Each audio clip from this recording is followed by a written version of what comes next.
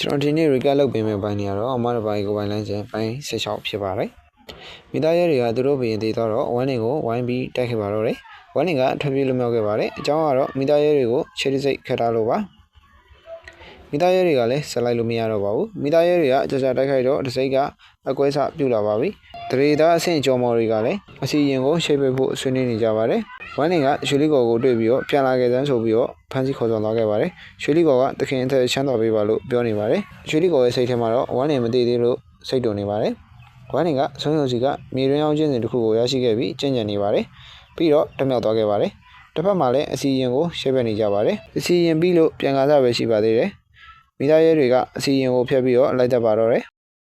မိသားရဲတွေကဟော်ဖန်တိုင်းပြည်ကိုစပြီးတိုက်ခိုက်နေပါပြီတိုင်းပြည်အတွင်းရှိရှီရင်ကိုင်းလောဟယ်ကိုင်းနဲ့ကိုင်းတီးတီးကလည်းဟော်ဖန်မှာမိတ်ဖွဲ့ပြီးရှမ်းဦးတိုင်းပြည်စီရွှေ့ပြောင်းရမှာဖြစ်တယ်လို့ပြောနေကြပါတယ်